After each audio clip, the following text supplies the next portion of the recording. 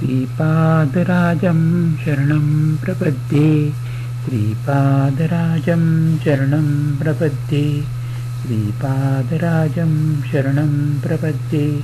श्रीपाद श्रीवल्लभ लीलामृत भाग 5. अध्याय 13. श्रीपाद प्रभूंच्या भक्तवात्सल्यास जाती कुलाचा भेदभाव नाही. श्री दत्तप्रभू 7 वर्षाचे झाले त्यावेळी त्यांना वेदोक्त विधीने उपनयन त्यांचा संस्कार करण्यात आला.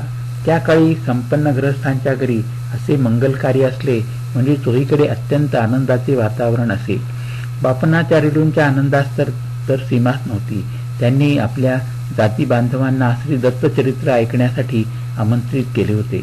ते सर्वजण मोठ्या उत्सुकतेने दत्तचरित्र श्रवण करण्यास आले होते.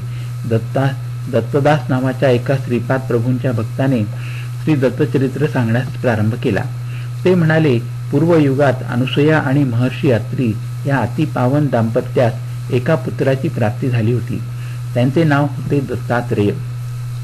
तेच परम ज्योती दत्तात्रेय सध्या कलियुगात श्रीपाद श्रीवल्लभ या रूपाने पिठिकापुरम क्षेत्रात अवतरले आहेत. त्या महाप्रभूंचे आज उपनयन झाले. उपनयनानंतर दिव्य तेजस्वी असे आपले प्रभू अधिकच तेजपुंज दिसत आहेत. अशा दीन जन उद्धारक असणाऱ्या प्रभूंचे नित्य मांगल्य होऊ दे. हीच कथा दत्तदास सारखी सांगत होते आणि श्रोतेजन तन्मय होऊन ऐकत होते.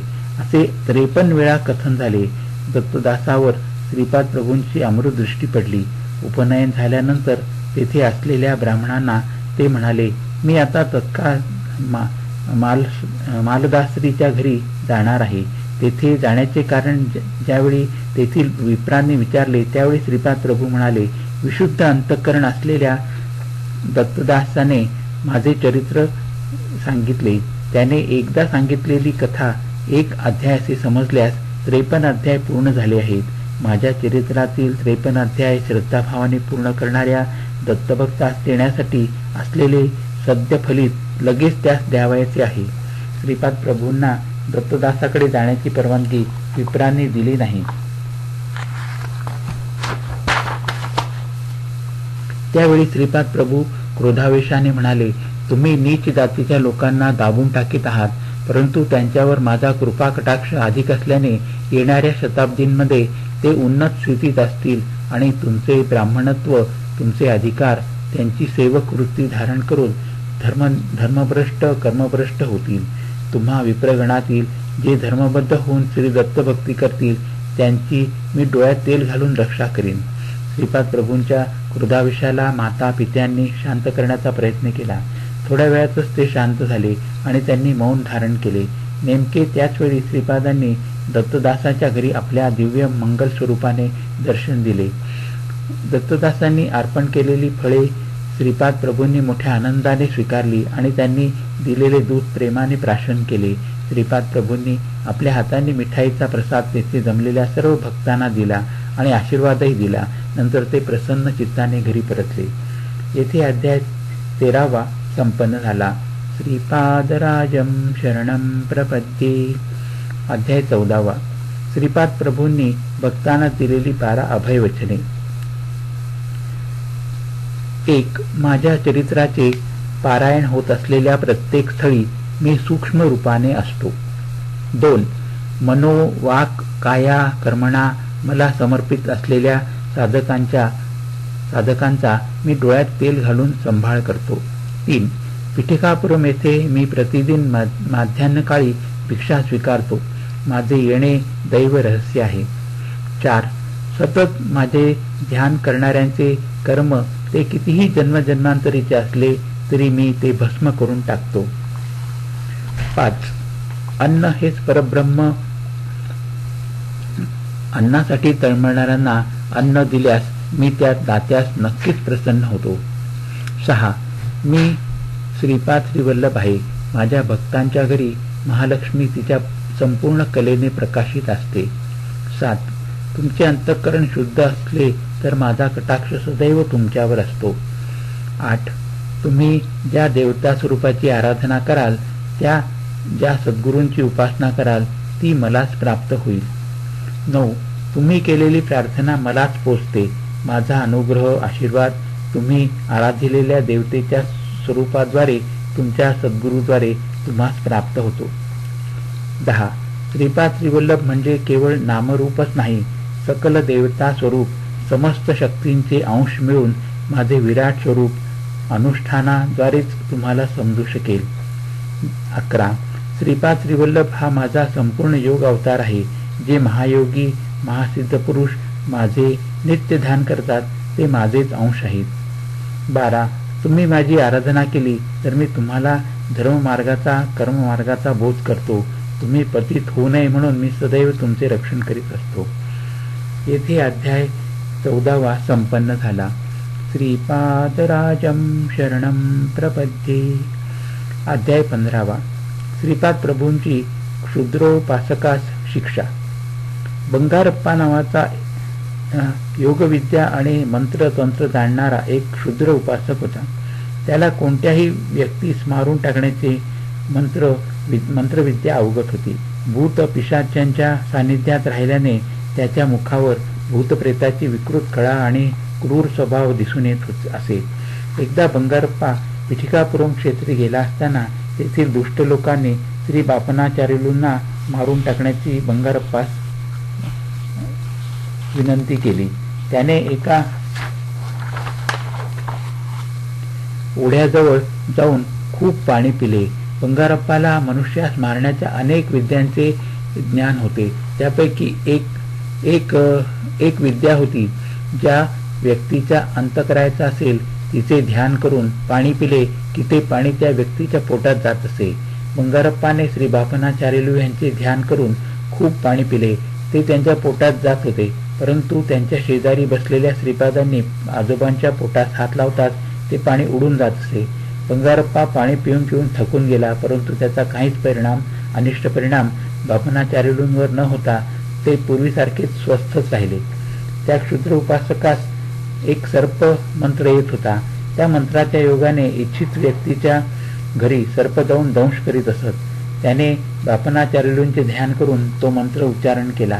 अनेक सर्प त्यांच्या घरी गेले आणि त्यांच्या घरी असलेल्या वेलावर पडवळ्याप्रमाणे लोंबकळू लागले. ते बापनाचार्युलूंना काहीच करू शकले नाहीत. 2 मुहूर्ताचा काळ झाल्यानंतर ते जेथून आले होते तेथून ते निघून गेले. अशा प्रकारे बंगारप्पाचा दुसरा प्रयत्न सुद्धा फसला. त्याच्या अंकित असलेले भूतप्रेत बापनाचार्युलूंच्या घराजवळ सुद्धा फिरकू शकत नसत. इतके झाले तरी त्या दुष्टाची राक्षसी प्रवृत्ती कमी झाली नाही. त्याने स्मशानात जाऊन श्रीपादांची एक कणकेची बाहुली करून त्यास 32 सुया टोचल्या. या मारण प्रक्रियेत श्रीपादांच्या शरीरास 32 ठिकाणी जखमा व्हाव्यात आणि त्या सुया द्रवरूप होऊन त्यांच्या विषाचा फैलाव होऊन त्याने प्रभूंचा अंत व्हावा असा दुष्ट बेत बंगारप्पाने केला होता. परंतु हा बेत सुद्धा फसला. एका रात्रीच्या वेळी बंगारप्पाच्या शरीरात पाणी भरत असल्याचे त्याला जाणवले. त्याने त्यास प्राणांतिक वेदना होऊ लागल्या.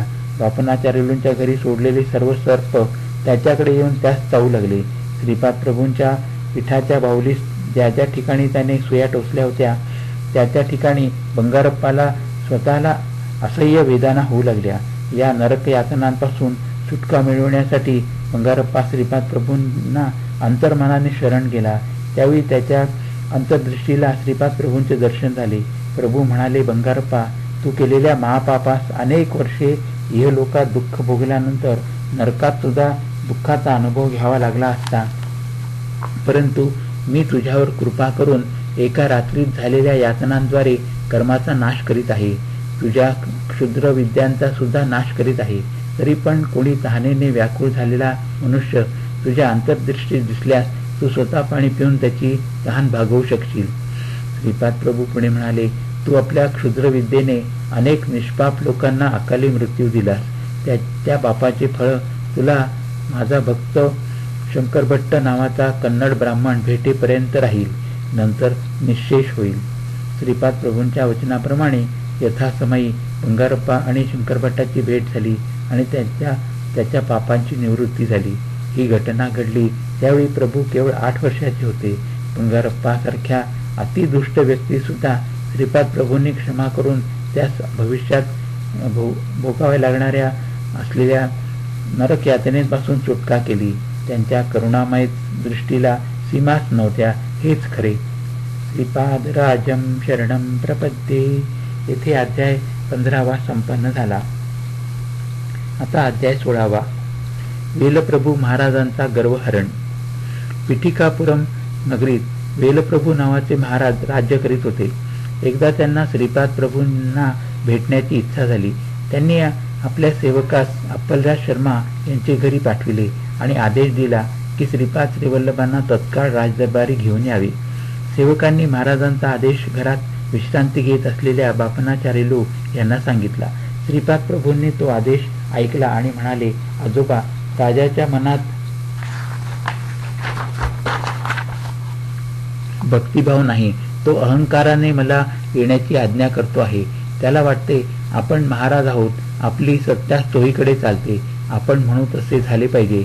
परंतु माझे दर्शन इतके सोपे नाही, हे तो राजा जाणत नाही. मी महाराजांच्या भेटीसाठी जाणार नाही. श्रीपाद प्रभू राजाच्या सेवकाकडे पाहून म्हणाले, तुमचे महाराज केवळ पिठापुरमचे राजा आहेत, परंतु मी तर संपूर्ण विश्वाचा चक्रवर्ती सम्राट आहे. तुमच्या महाराजांना सांगा की माझ्या दर्शनाची इच्छा असल्यास आपण स्वतः आमचे घरी यावे. येताना गुरुदक्षिणा आणि महाराजांना शोभेल असा नजराणा घेऊन यावे. प्रभूंचे वक्तव्य ऐकून बापनाचार्युलू आणि अप्पलराज शर्मा यांनी आपापसात विचार विनिमय करून योग्य निरोप देऊन त्या सेवकास पाठवून दिले. सेवकांनी प्रभूंचा निरोप महाराजांना सांगितला. तो ऐकून महाराज अत्यंत क्रोधित झाले आणि म्हणाले, मी या नगरीचा राजा आहे, माझ्या आज्ञेचे उल्लंघन श्रीपाद कसे करतात ते मी पाहतो. एवढे वाक्य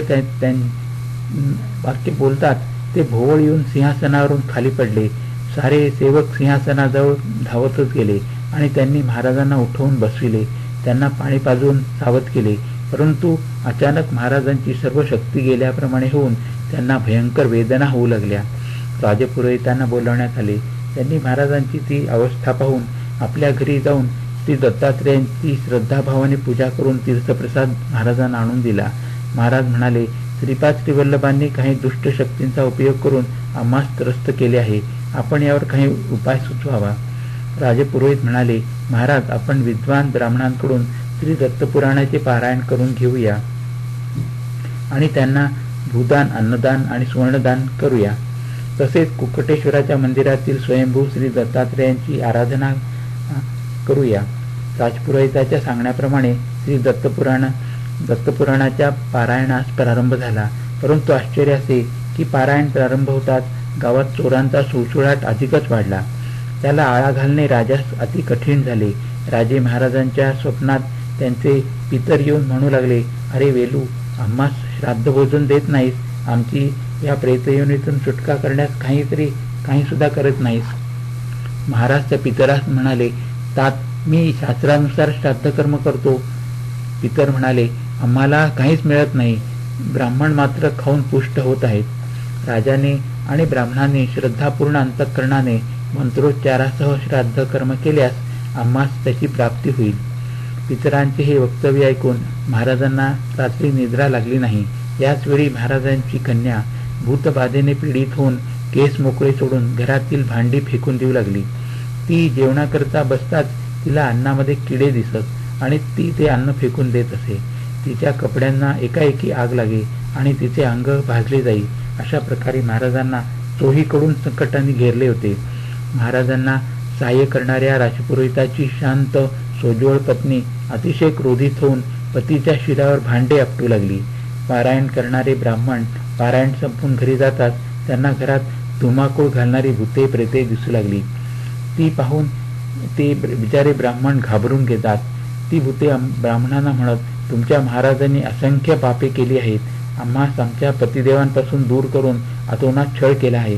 तुम्ही जे दान घेतले आहे ते राजाने वाममार्गाने मिळवलेले धन असल्याने आम्ही तुम्हाला त्रास देत आहोत.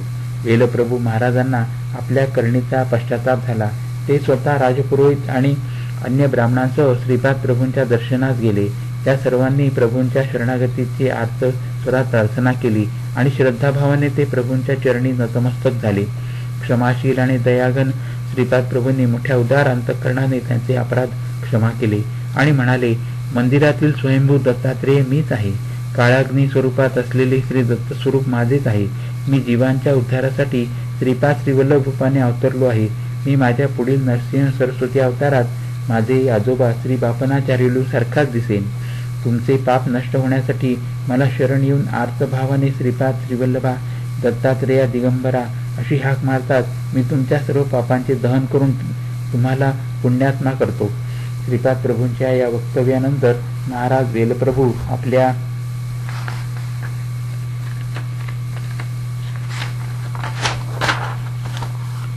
राजपुरोहित आणि अन्य विप्रांसह प्रसन्न चित्ताने राजदरबारी परतले. येथे अध्याय 16 संपन्न झाला. श्रीपादराजं शरणं प्रपद्ये. अध्याय 17 श्रीपाद प्रभूंचे रूप परिवर्तन आणि नामानंदाचा अनुग्रह. श्री नामानंद स्वामी नावाचे एक त्रिकाळ ज्ञानी महात्मा श्रीपाद प्रभूंचे शिष्य होते आणि त्यांचे समकालीन होते. संन्यास ग्रहण करण्यापूर्वी त्यांचे नाव सायन्नाचार्युलू असे होते आणि ते भारद्वाज गोत्रीय होते. संन्यासोत्तर त्यांनी अनेक तीर्थयात्रा केल्या आणि सद्गुरूंच्या शोधात ते निघाले. फिरत फिरत ते पिठिकापुरम क्षेत्री येऊन पोचले. ते वैष्णव असून भगवान विष्णूंची आराधना करीत असत. त्यांचे सोवळे कडक आणि आचार विचार उच्च व शुद्ध होते. ते पिठिकापुरातील कुंतीमाधव मंदिराचे दर्शन घेऊन बाहेर आले असताना त्यांच्या समोर एक चांडाळ वर्णातील पुरुष आला आणि म्हणाला, आमची दक्षिणा देऊन पुढे जा. नामानंद आश्चर्याने तो प्रकार पाहतच राहिले. नंतर ते त्यास म्हणाले, अरे चांडाळा, तू कोण आहेस? मी एक वैष्णव ब्राह्मण आहे. माझे नाव नामानंद आहे. तू मला दक्षिणा मागणे योग्य वाटत नाही. नामानंदाच्या या शांत भाषणाने तो अधिकच क्रोधित झाला आणि म्हणाला, तू सद्गुरूंच्या शोधात वेड्यासारखा वणवण फिरत आहेस. तू मला ओळखत नाहीस. मीच तुझा सद्गुरू आहे. मीच तुला संन्यासोत्तर नामानंद हे नाव दिले आहे. तुझ्याजवळ असलेली संपत्ती मला गुरुदक्षिणा म्हणून दे, अर्पण कर आणि सर्वांसमक्ष मला साष्टांग नमस्कार करून गुरु म्हणून माझा स्वीकार कर. जर तू असे केले नाहीस तर मी तुझा सर्वनाश करीन. तुझ्या शरीराचे तुकडे तुकडे करून मरणप्राय यातना देईन. मी सांगेन तसे तुला वागले पाहिजे. नामानंदाच्या मनात नसताना देखील केवळ पर्याय नसल्याने त्यांनी त्या चांडाळाचे पाय धरले आणि बरोबर असलेली सर्व संपत्ती गुरुदक्षिणेच्या स्वरूपात अर्पण केली. तितक्यात तो चांडाळ आपल्या दिव्य मंगल अशा स्वरूपात दर्शन देत असल्याची जाणीव नामानंदांना झाली. त्यांच्या दिव्य नेत्रचक्षूंना अनंत दया करुणा यांचा वर्षाव झाल्यासारखे वाटत होते. दिव्य मंगलमूर्ती भगवंतांनी म्हटले, मी दत्तात्रेय आहे. मी सध्या श्रीपाद श्रीवल्लभांचे स्वरूपात पिठिकापुरम या क्षेत्री अवतरित झालो आहे. तू माझा भक्त आहेस आणि मी तुझा सद्गुरू आहे. तू माझे सर्वस्व झाला आहेस. मीच सच्चित आणि आनंद आहे. तू उद्यापासून नामानंद हे नाव धारण करून धर्मप्रचार कर. तुला सुख शांती प्राप्त होईल. अंती माझ्या पदास तू येशील. असे सांगून चांडाळाच्या विषात असलेले श्री दत्तप्रभू अंतर्धान पावले. अशा प्रकारे नामानंद स्वामी श्रीपाद प्रभूंच्या दर्शनासाठी पुढे निघाले. त्यांचा जीव भुकेने व्याकुळ होत होता, परंतु पिठिकापुरमच्या लोकांनी त्यांना भिक्षा घातली नाही. फिरत फिरत ते अपलराज शर्मा यांच्या घराजवळ आले. अत्यंत भुकेमुळे तोंडातून शब्दही फुटत नव्हता. कसेबसे ते ओम भिक्षान देही म्हणाले. तितक्यात दार उघडून घरातून श्रीपाद प्रभू अन्नाचे भरलेले ताट घेऊन आले. नामानंदांना ओसरीवर बसवून त्यांनी स्वहस्ते त्यांना खाऊ घातले. केवढे हे भाग्य! विश्वनियंता आपल्या भक्ताला स्वहस्ते जेवण भरवित होता. धन्य ते भगवंत आणि धन्य ते भक्त. जेवण झाल्यावर त्या अनंत शक्ती स्वरूप विधात्याने आपला दिव्य हात नामानंदाच्या शिरावर ठेवला आणि आशीर्वाद दिला. प्रभू म्हणाले, तुला सर्व सिद्धी प्राप्त होतील. कशासाठीही तुला हात पसरावा लागणार नाही. तू कुठेही असलास तरी मी तुझ्याबरोबर अदृश्य रूपाने असेन आणि तुझी डोळ्याच्या पापणीप्रमाणे रक्षा करीन. यानंतर धर्म प्रसारासाठी नामानंद स्वामींनी देशभर यात्रा केल्या. शंकर भट्ट श्रीपाद प्रभूंच्या दर्शनासाठी जात असताना एका गावी त्यांना एका असहाय्य अवस्थेत असलेल्या महिलेने त्यांच्याकडे मदत करण्याची आर्तस्वरात विनंती केली होती. 2 बलिष्ठ पुरुष तिच्या मागे काठ्या घेऊन येत होते. त्यावेळी शंकर भट्ट त्या महिलेस म्हणाले, माते, तुला घाबरण्याचे मुळीच कारण नाही. या दुष्ट दुराचारी लोकांपासून श्रीपाद प्रभू तुझे नक्कीच रक्षण करतील, तू निर्भयतेने उभी राहा. शंकर भट्टाचे ते आत्मविश्वासाने उच्चारलेले आश्वासन ऐकून ते दोन राकट पुरुष आश्चर्यचकित झाले. ते म्हणाले, अरे ब्राह्मणा, आम्ही या दुराचारी स्त्रीला मारण्यासाठी आलो आहोत.